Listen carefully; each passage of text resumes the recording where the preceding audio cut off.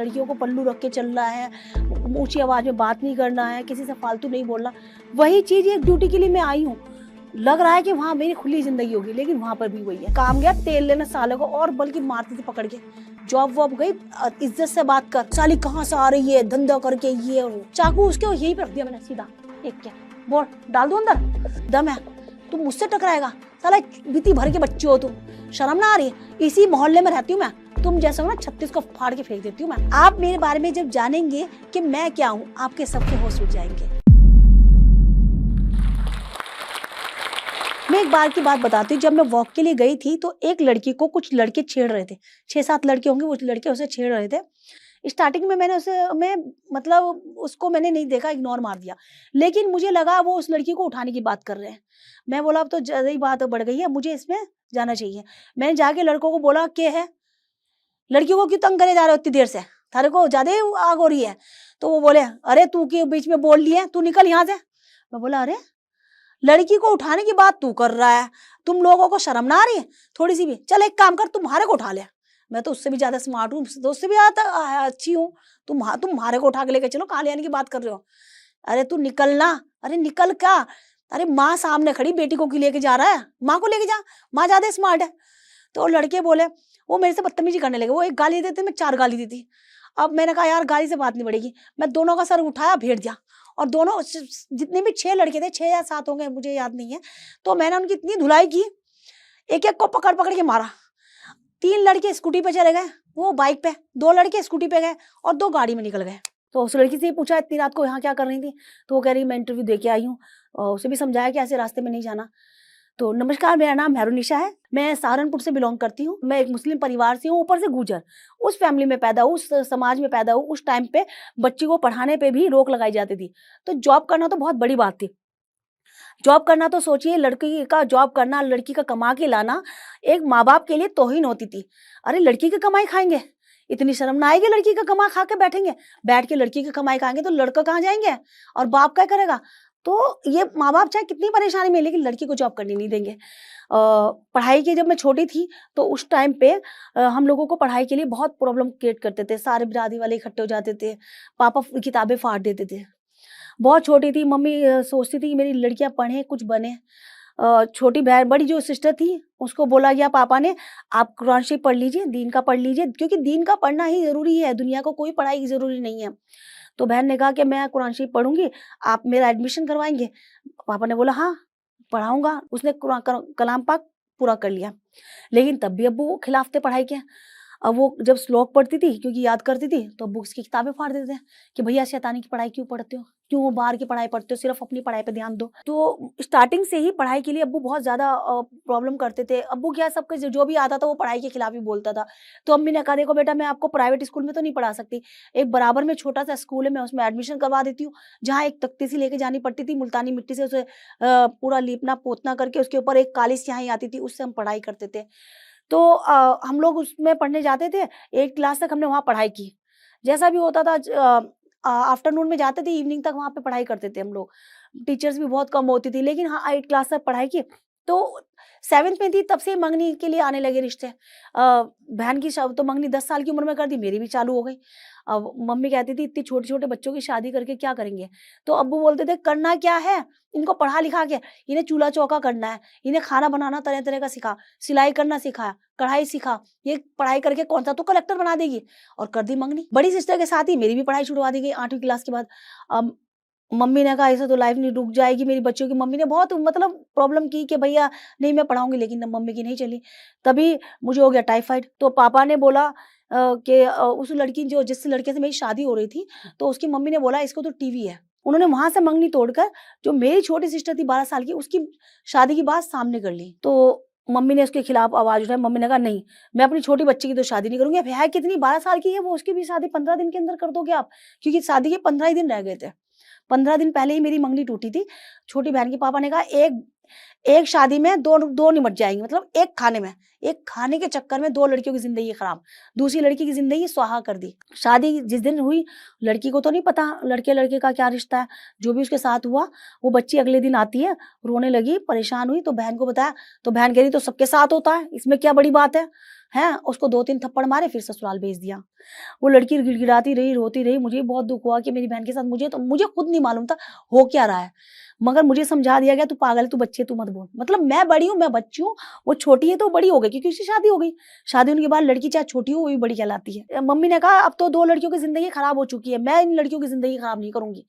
मेरा मम्मी ने 9th class में एडमिशन करवाया, वो भी बहुत दूर जाकर, बहुत दूर स्कूल पढ़ा था। तो टीचर ने बोला कि हम आपके बेटे को पढ़ाने के लिए एडमिशन ले लेंगे, लेकिन हम इनका टेस्ट लेंगे। अगर ये टेस्ट में पास हो जाती है 7 दिन के अंदर, तो उनका एडमिशन पक्का है। क्योंकि जिस स्कूल में मैं पढ़ने गई थी ना, वहाँ तख्तियाँ चलती थी, तख्ती पे मुल्तानी मिट्टी लगा के पढ़ाया जाता था, इंग्लिश तो हमें आती नहीं थी। तो टीचर ने 7 दिन का टाइम दिया, तो अम्मी की आंखों में आंसू देख के अम्मी ने बोला कि बेटा मैं तुम्हारा एडमिशन तो करवा रही हूँ, लेकिन मेरी नाम मत खराब करना। हमने रात रात बैठ के 10-10 चैप्टर ऑल सब्जेक्ट के कंप्लीट कर लिए। जब हमारा फर्स्ट डे था, जिस दिन हम गए, तो टीचर फर्स्ट पीरियड में टीचर ने हमसे क्वेश्चन, सब बच्चों से क्वेश्चन कर रहे थे, लेकिन हम आंसर देते चले गए। टीचर ने बोला आज तो आपका पहला दिन है, ये 7 चैप्टर आपने कैसे कंप्लीट किया? हमने बोला मैंने तन्नू को पढ़ाया, तन्नू ने मुझे पढ़ाया। तन्नू मतलब मेरी छोटी सिस्टर। तो ऐसे करते 8 पीरियड्स थे, तो कंप्लीट सब सब्जेक्ट हमने टीचर को जवाब दिया। जहाँ 7 दिन मम्मी को बुलाना था, दूसरे दिन ही उन्होंने मम्मी को बुलाया और बोला आपकी लड़कियां ना बहुत आगे जाएंगी अगर इस तरीके से मेहनत करेंगी तो। मम्मी ने आते ही सबसे पहले गले लगाया, बेटा हाँ आज आपने मेरी इज्जत रख ली। उसी दौरान पापा का बिजनेस में लॉस हो गया, उनकी पूरी प्रॉपर्टी बेच दी गई। अब जहाँ लड़की के पापा ने शादी की थी, छोटी लड़की की, वो लड़के वाले तो बहुत लालची थे दहेज के। पापा जब जब उसको पैसा देते थे, वो लड़की को ले जाते थे। एक बेटा हो गया 14 साल की उम्र में उसके पास। अब उनको लगा कि भैया अब तो पैसा नहीं आएगा। उस टाइम मेरी छोटी सिस्टर का एक्सीडेंट हो गया। उस लड़के ने 2 बच्चों के साथ प्रेग्नेंट लेडी को घर से बाहर निकाल दिया। क्यों? क्योंकि वो पैरों से अपाहिज हो चुकी थी और हमारे पास देने को कुछ बचा ही नहीं था, क्योंकि पापा खुद हॉस्पिटल में एडमिट थे। अटैक आया था, इतना बड़ा बिजनेस में लॉस होने के बाद पापा को तो प्रॉब्लम हो ही गई थी। वो हॉस्पिटल में थे, मम्मी भी हॉस्पिटल में, प्लस सिस्टर भी हॉस्पिटल में, क्योंकि उसका यहाँ से लेकर हिप से लेकर घुटने तक पूरी हड्डी चूरा हो चुकी थी। अब कमाने वाला कोई है नहीं। तो मैं आपको बताना चाहती हूँ, जो लड़की जिस पढ़ाई के लिए, जिस लड़की के लिए मना किया जाता था, पढ़ाई के लिए 100 सवाल होते थे, तो वो लड़की बाउंसर लाइन में कैसे आई और कैसे उसने मर्द की जॉब करने मर्दों की जो जॉब थी उसमें कदम रखा। कि एक बार क्या हुआ, मौसी की कॉल आई कि बेटा आपको फंक्शन में आना है, और उसके लिए मैं दिल्ली आई। दिल्ली आने के बाद जब मैंने देखा बाउंसर को, मुझे लगा ये एक पुलिस ऑफिसर है या फिर आर्मी ऑफिसर, क्योंकि मेरा बचपन से एक सपना रहा था कि मैं बाउंसर, वो आर्मी ऑफिसर बनूंगी या फिर पुलिस ऑफिसर बनूंगी। आर्मी ऑफिसर की जब छावनी घर से निकलती थी ना, तो हम सारे बहन भाई भूल जाते थे कि जुलाई अगस्त का महीना है, हम खड़े होकर छत पे उनको सलाम करते थे। और क्योंकि मैं उस समाज में पैदा हुई थी जहाँ लड़कियों को तो जॉब करना तौहीन समझी जाती थी, बाउंसर को देख के मुझे लगने लगा यार ये तो पुलिस ऑफिसर है, आर्मी ऑफिसर है। और मैंने जाके डायरेक्ट उनसे बात की, सर क्या ये मैं जॉब कर पाऊंगी, ये कौन सी जॉब है सर? तो वो बोले आपको नहीं पता? मैं बोला नहीं, मैंने पहली बार देखा। आप क्या पुलिस ऑफिसर हैं या आर्मी ऑफिसर हैं? बोला नहीं, मैं बाउंसर हूँ। तो बाउंसर ये क्या होता है सर? तो उन्होंने बोला कि जैसे police officer, army officer safety करते हैं ना, उसी तरीके से हम भी लोगों की सेफ्टी करते हैं, उनको सिक्योर करते हैं। बोला अरे वाह, ये तो बहुत अच्छी जॉब है, क्या मैं कर सकती हूँ? हाँ क्यों नहीं कर सकते, आप तो बिल्कुल फिट हो।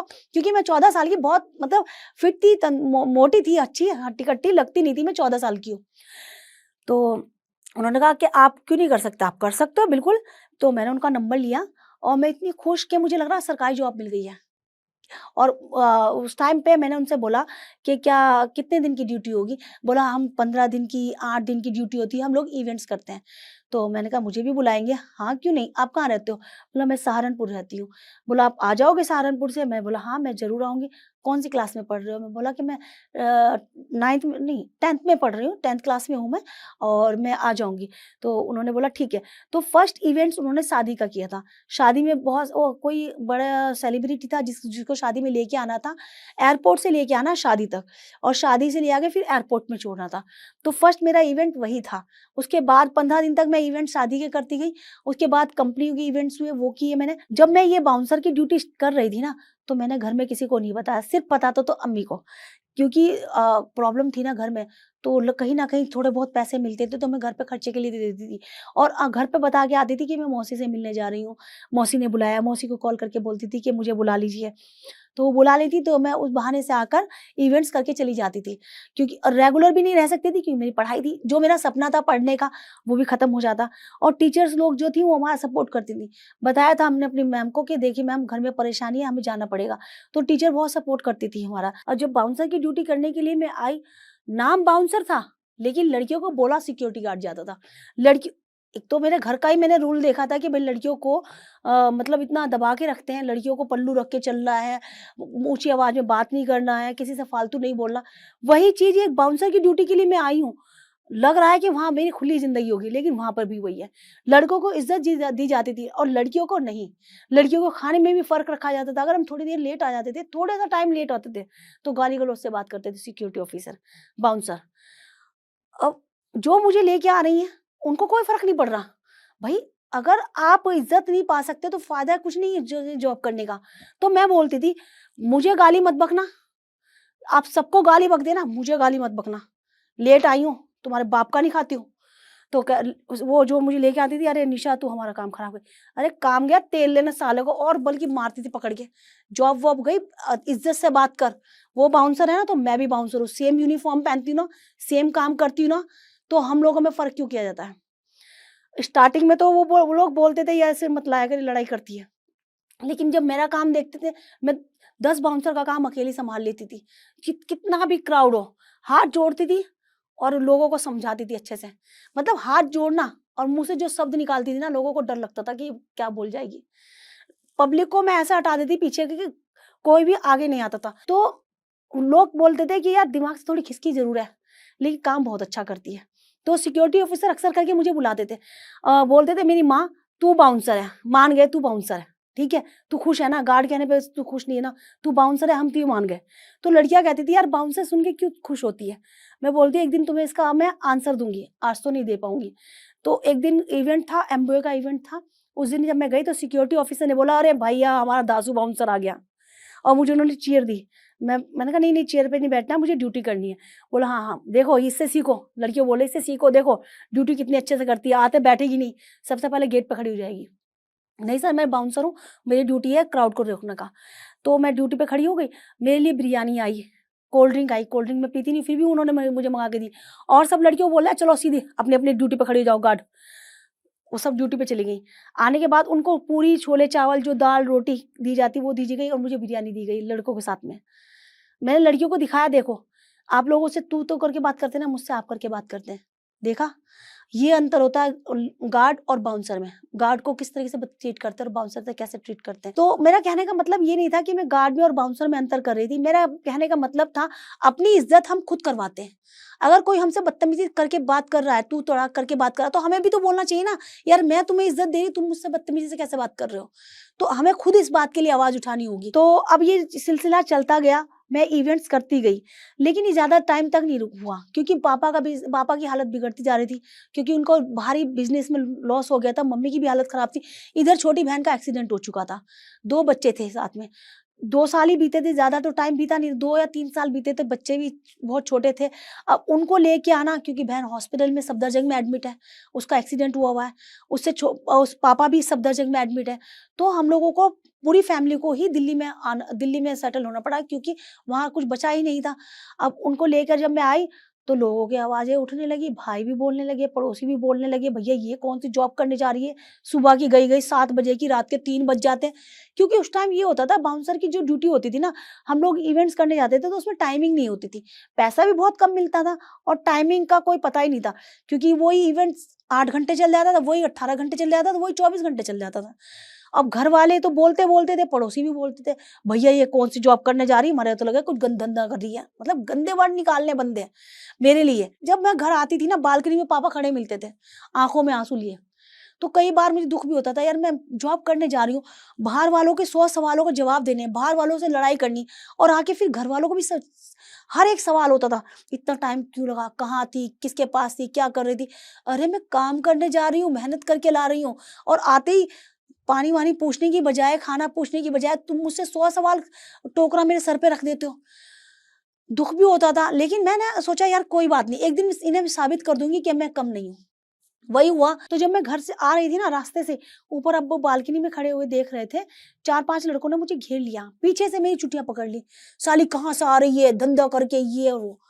मैं कहा एक बार मैंने बाल तो छोड़ दे, फिर बताती हूँ मैं थारे को कि मैं कहाँ से आ रही हूँ। और क्या समझ रहा तू, तने मेरे बाल पकड़ने की हिम्मत कैसे की है, बस गलती से मेरे बाल छूट गए ना, माँ कसम, तो या तो मैं वो हाल करूंगा तो जिंदगी भर याद रखेगा। उस और 2 लड़कों ने आगे से मुझे कहा, मेरा ऐसा करके मुँह करके बोले कि तुझे तो हम बताएँगे, चल थाने। अरे! थाने की धमकी देने के लिए पैदा हुए हो क्या तुम? और कुछ ना आता थारे को? हैं? क्या करोगे? तो मैंने उसकी जो लात मारी खींच के, जो मेरे आगे खड़े थे, वो ऐसा करके खड़े हो गए, इतनी तेज़ लात मारी, मेरे पीछे हो गए। फिर जो पीछे वाला था ना, पीछे से उसका हाथ पकड़ के आगे खींच के, क्योंकि पतले-पतले लड़के थे, मैं तो बहुत तगड़ी थी, उनसे ज़्यादा हैवी, खींच के मारा पकड़ के ज़मीन पे। मैं तीनों चारों को खूब मारा और मैं कहा तेरी हिम्मत कैसी, चाकू रखेगा? चाकू उसके यहीं पे रख दिया मैंने सीधा, एक के। बोल, डाल दूँ अंदर? दम है? तुम मुझसे टकराएगा? साला बीती भर के बच्चे हो तुम, शर्म ना आ रही है? इसी मोहल्ले में रहती हूँ मैं, तुम जैसे हो ना 36 को फाड़ के फेंक देती हूँ मैं। क्या समझते हो तुम? शेर हो क्या? हैं? मेरे आगे बोलोगे? मैं कहा सालो तुम्हारी आते-पाते निकाल के फेंक दूँगी मैं। मैंने 2 के गले पकड़ रखे थे। ठीक है? अब्बू ऊपर से चिल्लाए, "अरे, अरे, अरे! क्या हो गया, क्या हो गया?" एकदम से मैंने उन्हें छोड़ दिया, मैंने कहा निकल लो, नहीं तो इसी चाकू से ना सबकी जो है ना गर्दन काट दूँगी मैं, ये चाकू लेके। ठीक है ना? मुझसे पंगा मत लेना, जानते ना कौन हूँ, बाउंसर हूँ, खा जाऊँगी तुम्हें मैं अच्छे से। और थाने की बजाने वाली बात, चल लेके चल थाने। तीनों को तीनों 1 सेकंड नहीं लगा, 3 तो इधर भागे और 2 इधर भागे, मेरे से बच के। जैसे मैंने छोड़ दिया, पापा को देख के मैंने छोड़ दिया, क्योंकि पापा के सामने थोड़ा-सा वो हो जाता है, मैंने कहा अब ये मुझे जॉब पे नहीं जाने देंगे। घबराहट उनको देख के नहीं, पापा को देख के घबराहट हो गई कि अब्बू अब मुझे जाने ही नहीं देंगे। मैंने अब्बू को देखते उनको लड़कों को छोड़ दिया और वो मेरे से चाकू छीन के भाग गए। और मैंने कहा अब्बू हमें सांस ले रही, कि मैंने कहा अब क्या जवाब दूंगी मैं, क्योंकि इंसान बाहर वालों से लड़ लेता, लेकिन अपने घर वालों से लड़ने में थोड़ा सा वो हो जाता है। तो मुझे जो घबराहट हो रही थी, अब उन लड़कों को देख के नहीं हो रही थी, लेकिन अब्बू को देख के हो रही थी। अब अब्बू मुझे जॉब पे नहीं जाने देंगे, अब अब्बू के 100 सवाल होंगे। अब जब गई, अब्बू कह रहे ये क्या हो रहा था? मैंने बोला अब्बू कुछ नहीं। कह रहे ये क्या कर रही थी? मैंने कहा मार देती मैं, आपने छुड़वा दिया, नहीं तो मैं आज उनका कत्ल कर देती। तो अब्बू बोले, उस टाइम अब्बू ने का साँस ऐसा हुआ, अब्बू बोले कि जा मेरी शेरनी, मैंने तुझे जाने के लिए बोल दिया। आज मुझे प्राउड हो गया कि भैया तुझे कोई नहीं रोक सकता। उस दिन के बाद थैंक यू। उस दिन के बाद अब्बू ने मेरी फ़िक्र करनी छोड़ दी। मैं रात के 2 बजे आती हूँ, ढाई बजे आती हूँ, 3 बजे आती हूँ, अब्बू सोते हुए मिलते थे मुझे। मुझे लगने लगा यार ये तो बहुत अच्छा हो गया, मतलब मुझे घबराहट ये थी कि मेरे अब्बू जाने नहीं देंगे, और अब्बू ने आते ही गले लगा लिया। अब्बू ने कहा यार मेरी बेटी ने वाक़ई में बहुत अच्छा काम किया। अ, मुझे अच्छा लगा कि भई मैंने अपने माँ-बाप का दिल जीत लिया। उसके बाद तो मैं रात के 4 बजे भी आती ना, अब्बू कहते थे अरे छोड़ ना, वो किसी को पीट रही होगी। तो मैं इवेंट्स करती जा रही थी, उस टाइम मेरे पास परमानेंट जॉब नहीं थी। जैसे सोनू निगम का इवेंट्स हो गया, उदित नारायण के हो गए, क्योंकि शो करते थे बड़े-बड़े, तो उनके शो में मैं भाग लेती थी। फिर कोई पिक्चर हो गई शूटिंग, जैसे बूढ़ा होगा तेरा बाप, फिर चांदनी चौक टू चाइना, फिर शाहरुख खान की एक पिक्चर आई थी मोहब्बतें, कभी खुशी कभी गम। इसमें भी मैंने बहुत सारे बाउंसर लेके गई थी साथ में, और शूटिंग का काम करती थी। बूढ़ा होगा तेरा बाप, बहुत सारे यहाँ पे प्रगति मैदान में इवेंट्स होते थे, अलग-अलग, उनमें भी मैं भाग लेती थी। अब क्या हुआ कि मुझे खुद को नहीं पता था, सन 2014 में मुझे इस इंडिया की फर्स्ट लेडी बाउंसर घोषित कर दिया। इतने सारे मीडिया में मेरे प्रोग्राम आने लगे, इतने सारे मीडिया में मेरी न्यूज़ आने लगी। अब क्या था, जो लोग मुझे इतने गंदे-गंदे कमेंट्स करते थे, अरे बेटा ऐसे निकम्मी औलाद होने से अच्छे ना, ऐसे 4 लड़के होने से अच्छा ना तेरे जैसी बेटी हो जाती। अपने बेटों को मेरे सामने जब मैं ड्यूटी से निकलती उनको मारना शुरू कर देती थी। देख तेरे जैसे निकम्मा औलाद से ना एक बेटी हो जाती, पूरा घर संभाल रखा है, नाम रोशन कर रखा है। मैं कहती यार ये वही है जो मुझे गाली बकते थे। अब तो वो रोज़ मेरे लिए चाय बना के कहीं बैठ जाएँगी, कहीं बिरयानी बनाए, बेटा आजा। मेरे पास कहाँ टाइम है, सुबह निकल जाती थी 6 बजे, रात को 2 बजे आती। मैं कहती अम्मा मैं नहीं आ सकती, बहन मैं नहीं आ सकती, क्योंकि मेरे पास टाइम नहीं है। हर कोई मुझे अपने घर बुलाने के लिए वो करता। अरे दीदी अब मम्मी से बोलते एक दिन तो बोलो उसे छुट्टी करेगी, हमारे घर आएगी। हमारे बेटे बुला रहा, हमारा खाला का बेटा आया, हमारा मामा का बेटा आया, तो मौसी की बेटा है। मैं कहती भाई मेरे पास कहाँ टाइम है आने का। और वही भाई जो मुझे उल्टा-सीधा बोलते थे, अब मेरा ऑफ़िस में फ़ोटो लगाने लगे। मैं देख के हैरान, ये मेरा फ़ोटो क्यों लगाया? अ, मतलब दूर-दूर के रिश्तेदार भी बोलने लगे कि वो तो मेरी बहन है। मतलब अपने ऑफ़िस में इतने बड़े-बड़े फ़ोटो लगने लगे मेरे। और मैंने कहा यार लाइफ ही बदल गई मेरी तो। कहाँ लोग मुझे गाली बकते थे, आज मेरा फोटो लगा रहे हैं, मेरे नाम को अपने नाम से जोड़ रहे हैं। तो ये मेरे लिए बहुत बड़ी बात थी। अम्मी अब्बू को भी बुलाने लगे, बहुत रिस्पेक्ट देने लगे। तो अच्छा लगने लगा कि मैं इंडिया की फर्स्ट लेडी बाउंसर, मतलब खुद को प्राउड फील होने लगा। बस जाते जाते मैं आप लोगों से एक सवाल करना चाहती हूँ, आप लोग बताइए क्या लड़की बोझ होती है? लड़कियों को पढ़ने का हक नहीं है? लड़की पैदा होते ही उसके दहेज का सामान बटोरना शुरू कर देते हैं माँ बाप। उनका हक नहीं है कि उनको पढ़ाने के बारे में सोचे, उनके फ्यूचर के बारे में मैं माँ बाप के खिलाफ नहीं हूँ, मैं माँ बाप की सोच के खिलाफ नहीं कि वो शादी, हर माँ बाप के सपना होता है अपने बच्चों की शादी करना। लेकिन आप ये तो बताइए, शादी करना ही जरूरी नहीं है, पहले उनको पढ़ाइए, क्योंकि बिना पढ़ा बच्चा नर्स पशु के समान से कहलाता है, आपने सुना ही होगा। तो मैं चाहती हूँ कि बच्चों को कम से कम इस काबिल तो बनाइए कि वो पढ़ के अपने पैरों पे खड़ा हो जाए। कल को उसके साथ कोई भी हादसा हो सकता है। अब मेरी छोटी सिस्टर को लीजिए, 8वीं में ही उसका नाम कटवाया, उस पढ़ी तो थी नहीं, एक्सीडेंट हुआ। अगर मैं ना होती तो वो कहीं न कहीं बेचारी या तो बर्तन माँज रही होती है, किसी का घर का काम कर रही होती, क्योंकि अपाहिज थी, वो भी नहीं कर पाती, ठीक है? तो अपने बच्चों को इस काबिल बनाइए, कम से कम 12वीं क्लास पढ़ाइए, उसके बाद शादी की बात सोचिए। लड़कियाँ क्योंकि बोझ नहीं होती, वही लड़की आपका पूरा घर सँभाल सकती है, वही लड़की आपका नाम रोशन कर सकती है। तो प्लीज़ मैं आप सबसे हाथ जोड़ के विनती ये करूँगी कि अपनी बेटियों को बेटों से कम ना समझें और उसको आगे बढ़ने में सहायता करें। धन्यवाद।